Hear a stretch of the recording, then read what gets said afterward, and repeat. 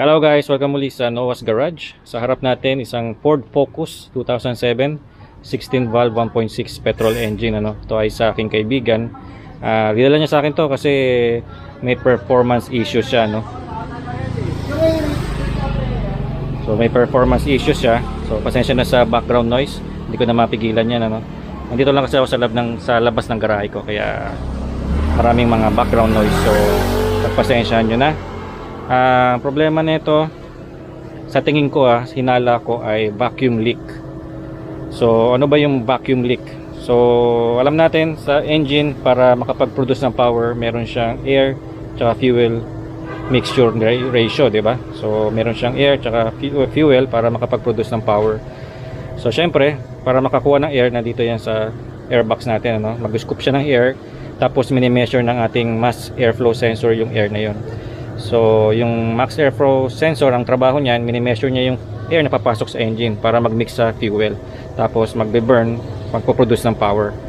So any amount na unmeasured na air na pumapasok sa engine, ang tawag doon vacuum leak. Okay, vacuum leak siya.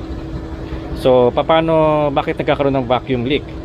So ibig sabihin mula dito sa mass airflow sensor papasok sa engine, sa intake manifold, papunta dun sa combustion chamber, merong leak. So makita nyo dyan yung mga vacuum lines. Meron tayong mga vacuum lines tulad nito, tulad nyan. Saka itong mismong intake manifold, yung mismong gasket, sisimulan din yan ng vacuum leak kapag wear na yung gasket ninyo. So alam nyo yung intake manifold gasket, di ba? Kung nanood kayo ng mga intake manifold cleaning ko, may gasket yon. Kapag wear na yon, yun nagkukos ng leak. So ibig sabihin, pumapasok na air, excessive air doon sa engine. Kaya kapag may sira na yung mga hose, may crack, for example dito makita ninyo na mayroong pupo ng daga, ibig sabihin matagal itong naka-stuck at pinamahayan na ng daga. Baka ang naging issue, ninat-ngat yung mga vacuum lines, vacuum hoses, mga wires, electrical wires, yun ang nagiging issue ng sasakyan kadalasan. So nagkakaroon ng leak. Ibig sabihin mayroong pumapasok na excess air dito sa system. So yung excess air na yun, para makompensate ng engine yung sobrang air na pumapasok sa engine, mas ginagawa ng oxygen sensor natin, ng ECU natin, ay nagbibigay ng mas maraming fuel, para makompensate yung sobrang air. Ang system nun, mas maraming air, mas maraming fuel na nabe-burn, maggastos sa fuel, at mas nagtatrabaho ng gusto yung engine ninyo, mas maraming power. At ang siste, tumataas ang RPM, yung idle RPM ninyo. Kaya dito sa sasakyan nito, ang RPM nito napakataas. Kaya yun ang problema niya. Kung kung mild lang yung vacuum leak, kapag sobrang severe yung problema sa vacuum leak, ang nagiging problema nun stalling na. So minsan hindi mo mai-start yung makina, which is ito rin yung problema nito. Minsan hindi nag-start yung makina. Ang akala nga ng kaibigan ko, ito lang tong sa battery, nalulus lang yung mga terminal.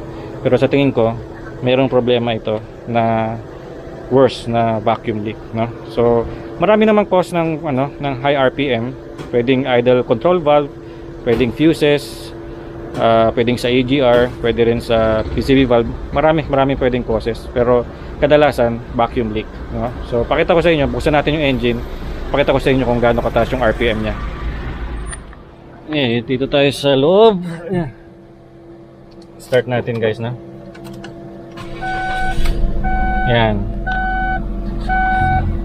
Oops, may sounds pa. So nakita nyo guys, Kita nyo ba? Nasa 3,000 RPM siya. Napakataas, di ba? Sobrang taas niya. So pag idle dapat yan nasa 1,000, nasa 700 to 1,000 lang yan. Pero ito nasa 3. Tapos makita nyo meron pang check engine light, Yung check engine light yan, tinignan ko na yan. Ang lumalabas instrument cluster gauge. So may problema rin siya kasi nakita nyo yung fuel gauge natin nasa 0. Pero may laman ito, kakagasolina lang nito. So yun yung lumalabas dyan. Pero kadalasan pag may problema sa vacuum leak, sa vacuum lines, meron ding error talaga dyan. May lumalabas na EGR o PCV valve. ganun. Pero dito wala, iba yung lumalabas diyan. So napakahirap i-diagnose na ito. Eh alam niyo naman, hindi naman tayo mekaniko, pero nakakaintindi lang tayo, no. So pakita ko sa inyo na talagang napakataas ng idle niya, no. 3,000 RPM.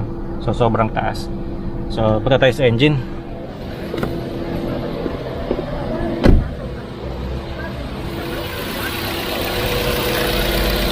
Ayan. So mapapansin niyo kung narinig niyo, no, meron parang may hissing sound. So yun yung hanapin nyo pagka may vacuum leak.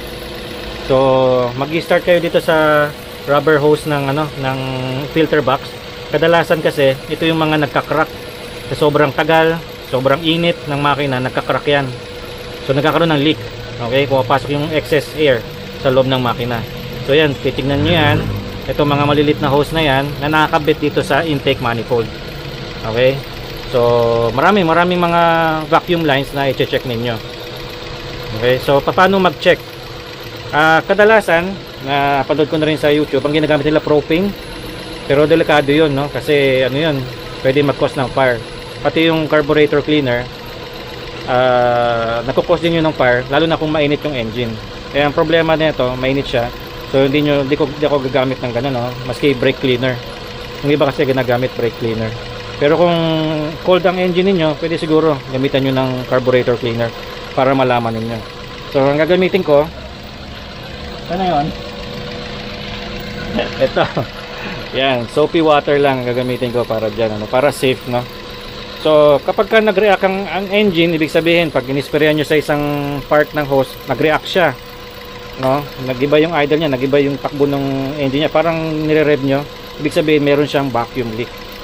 Okay, so i-sprayan lang natin yung mga pundo-punduhan, yung connecting hoses niya dito sa intake manifold, pati yung gasket niya. Tingnan natin kung ma-check natin doon. Okay, so simulan natin.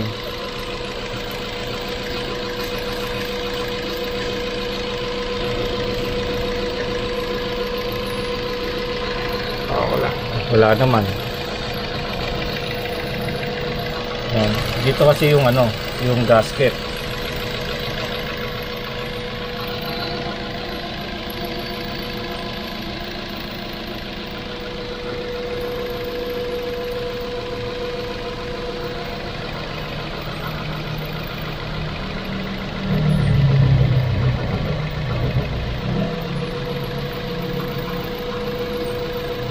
Minsan mahirap makita kasi nasa ilalim. So talagang tsatsagain mo.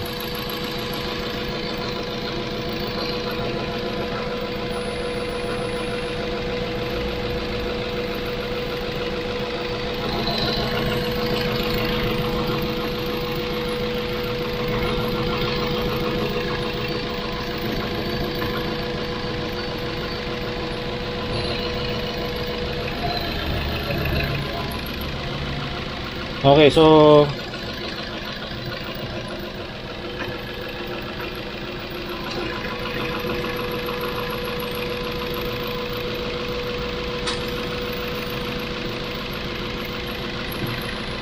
wala naman ako nakitang reaction, guys, pero ganun lang mag-check ng vacuum leaks, no? So kung may makita kayong reaction, nagiba yung takbo ng makina, bumaba yung RPM, ibig sabihin nandun yung problema. Pwede nyo gawin doon, kung hoses siya, palitan nyo yung hose na yon, bili kayo ng hose, or kung crack siya, lagyan nyo ng tape, para hindi pumasok yung hangin.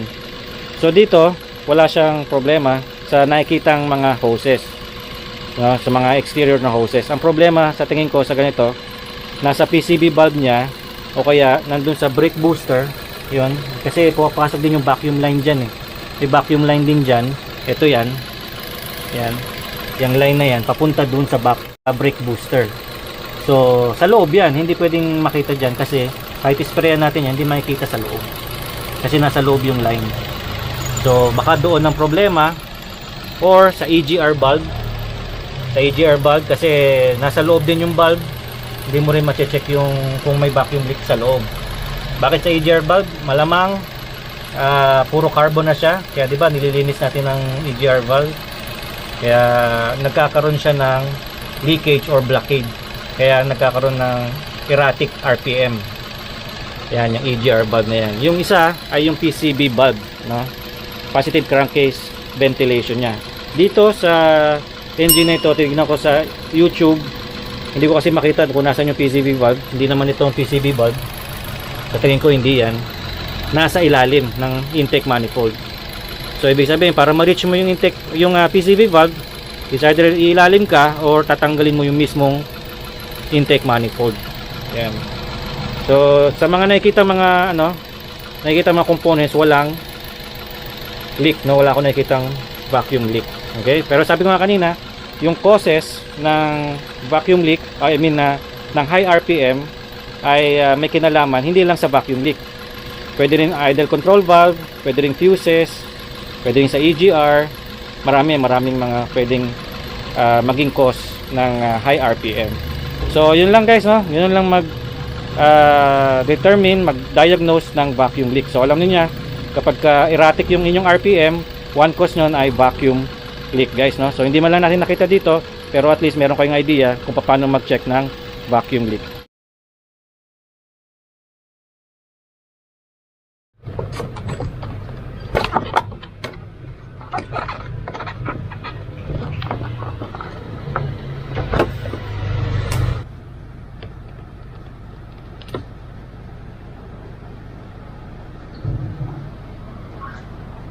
Try natin i-reset guys, no?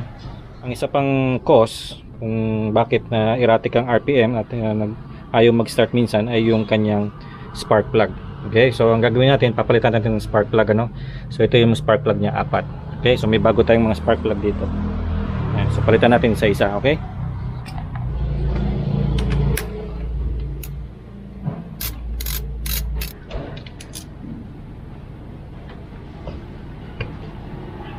So pagkulit ng spark plug, madali lang naman, ganyan lang naman. So kailangan nyo lang ng deep socket.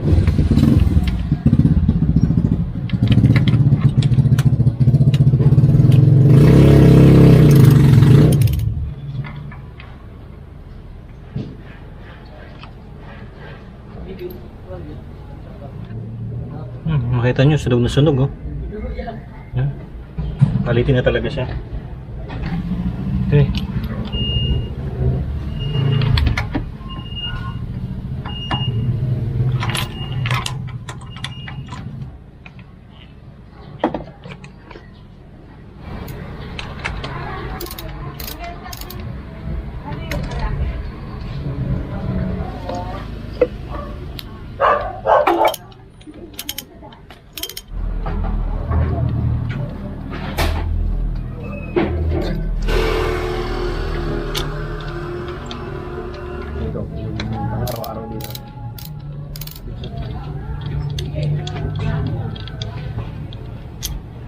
Siga ka na gaganyan-ganyan ka.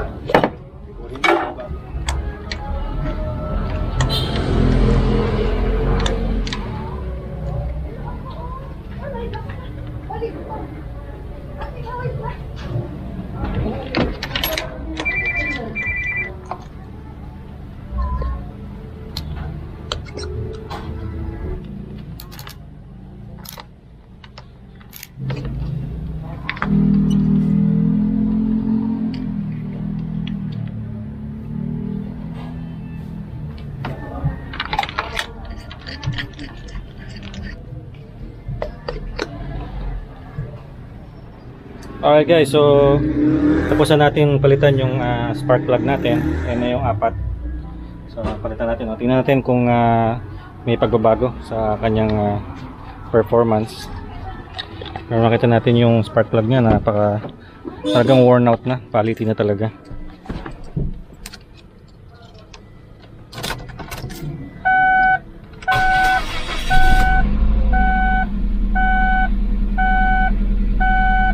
Well, ganun pa rin siya. Pero mabilis na siya mag-start, di katulad kanina. Ayan. 2 point something pa rin. Tapos nawala na rin yung check engine. Ang ginawa ko, reset ko yung ECU kanina. So tinanggal natin yung ECU, yung fuse ng ECU sa fuse box dito sa engine. Ito, pakita ko sa inyo. Nawala na yung kanyang check engine light dito. So tinanggal ko yung fuse natin dyan. So may video ko nun kung paano tanggalin yung ECU fuse at i-reset yung inyong electronic control module. Okay, so mukhang gumanda naman yung tunog niya, pero sa palagay ko talaga may vacuum leak yan.